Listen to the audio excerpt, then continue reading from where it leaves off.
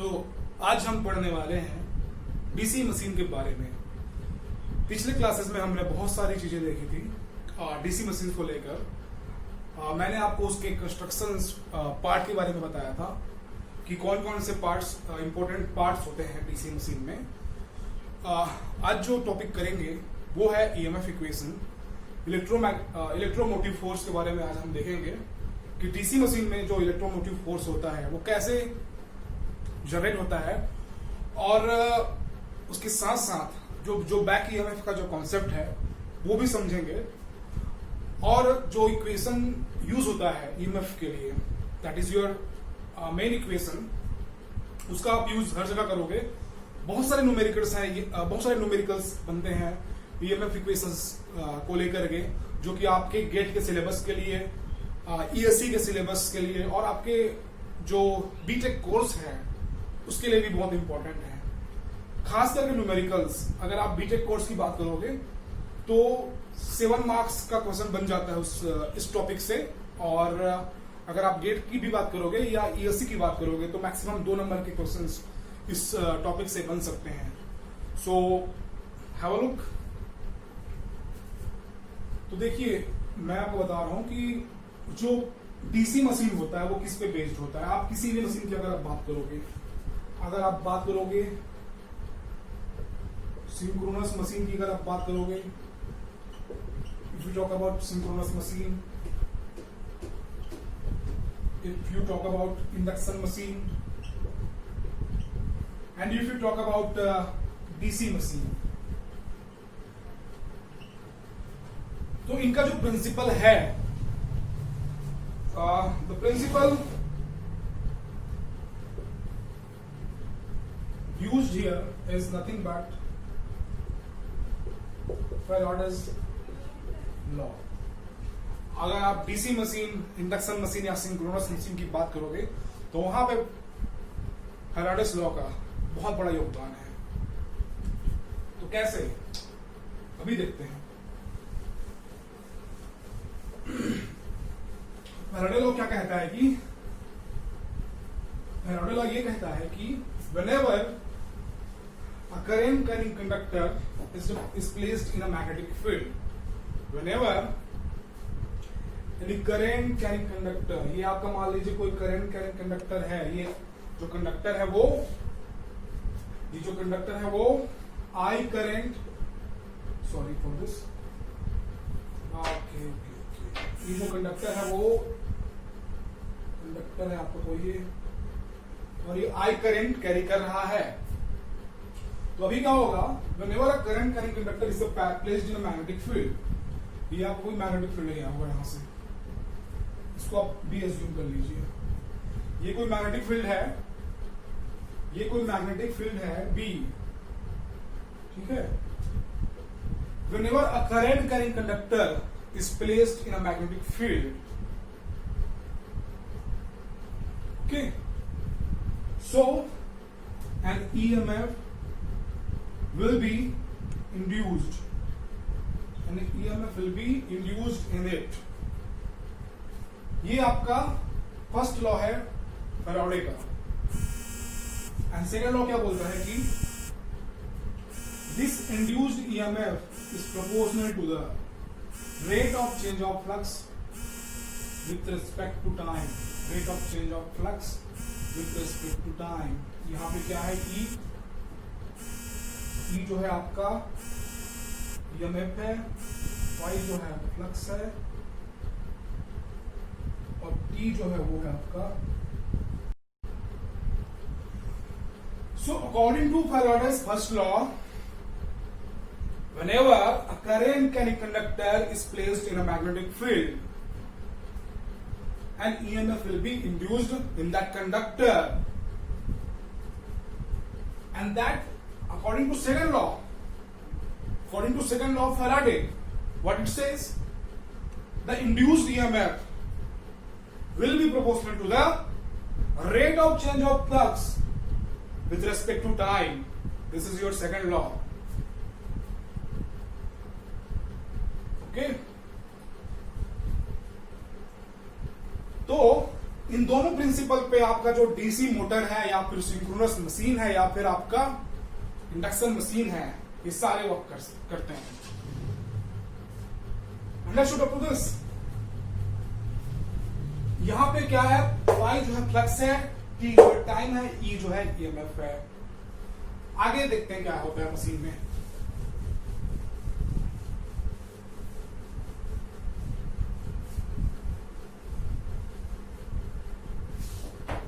यहां पे देखिए, मैं यहां पे 2 पोल मशीन बना रहा हूं।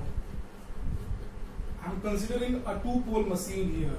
I am considering a 2 pole machine here. This is your poles, N pole, S pole. ये आपके पोल्स हो गया, ये आपका हो गया आर्मेचर, ये हो गया आपका आर्मेचर, ये हो गया आपका फील्ड पोल्स, फील्ड, ये हो गया आपका फील्ड पोल्स, ये हो गया आर्मेचर, ये हो गया फील्ड पोल्स। और आप क्या करते हो कि आर्मेचर में आप वाइंडिंग करके रखते हैं इस तरीके से। यहां पे स्लॉट्स होंगे जिनमें आप वाइंडिंग करोगे। सो आप आर्मेचर को बोल सकते हो this is current carrying conductor. The armature is current carrying conductor and this N pole, S pole is providing a magnetic field. This N and S pole is providing magnetic field. ये जो N और S है, या तो permanent magnet होगा या तो electromagnet होगा।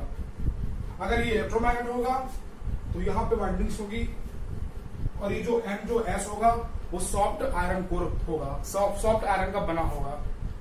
या तो आप परमानेंट मैग्नेट रख दीजिए, कोई नेचुरल मैग्नेट होगा आपके पास, ले आइए खरीद के मार्केट से, रख दीजिए।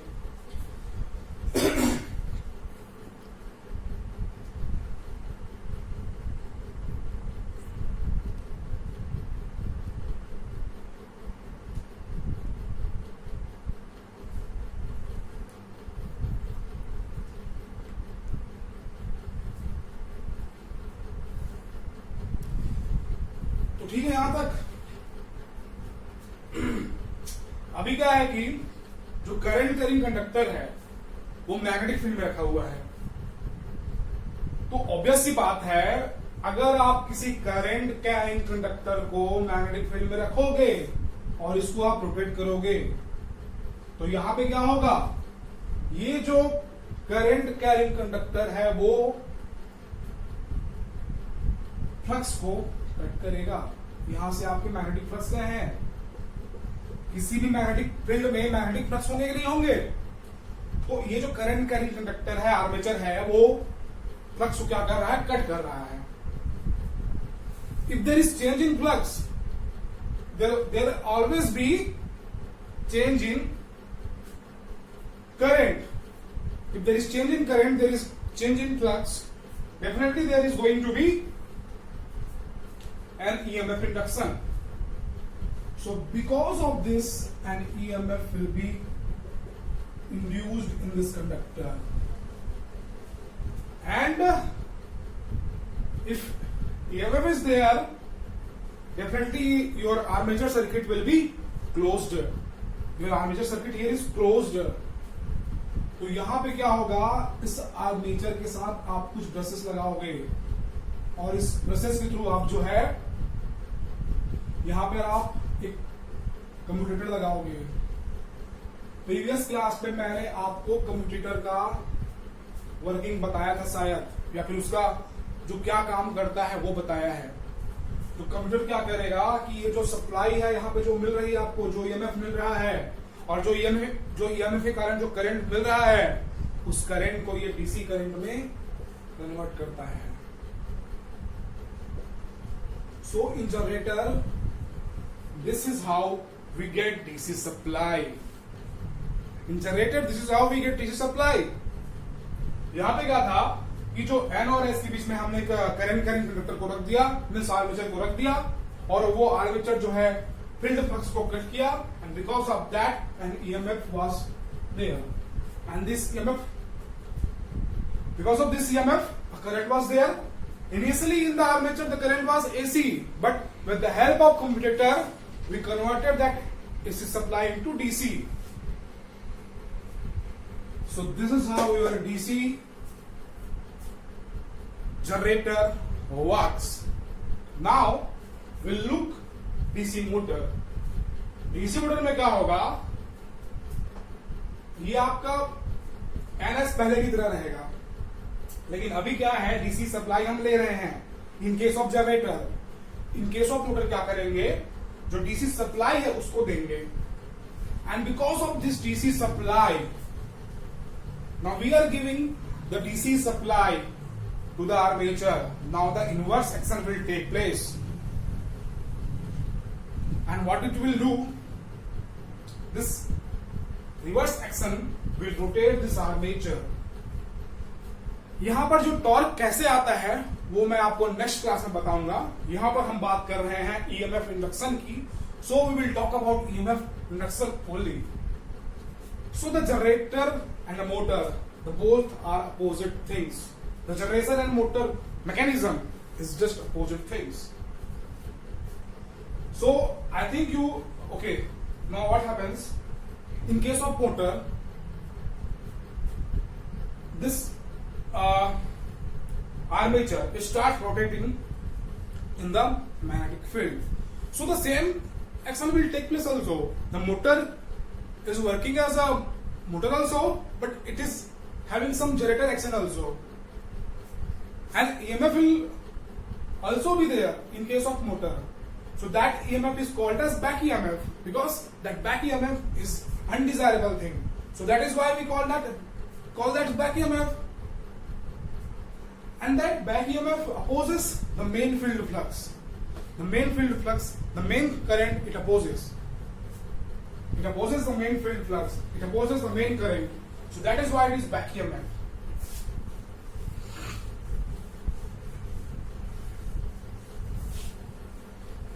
Now we will go for EMF equation. How to derive EMF equation? See what is happening. Assuming P is number of poles, Z is number of conductors. This is total number of conductors, and phi is flux per pole. A is number of parallel paths, and N is your speed in RPM. So you have to note down these things. You have to note down these things. N is speed in RPM, P is number of poles, Z is nothing but number of total conductors, phi is number of poles, Z is number of total conductors, phi is flux per pole, and A is number of parallel paths.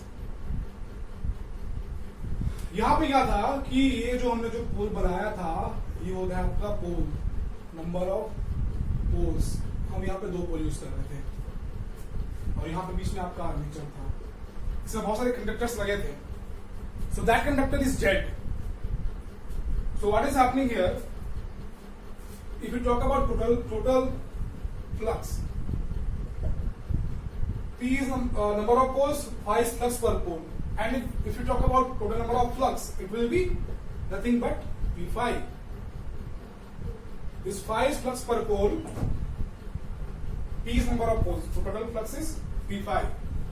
So for time instant, we are considering that flux D phi equal to P phi. Now again, this N is in RPM, means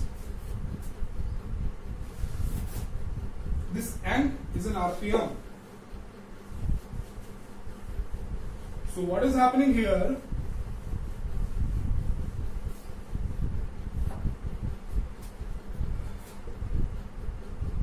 N revolution per minute, means N revolution is taking 1 minute.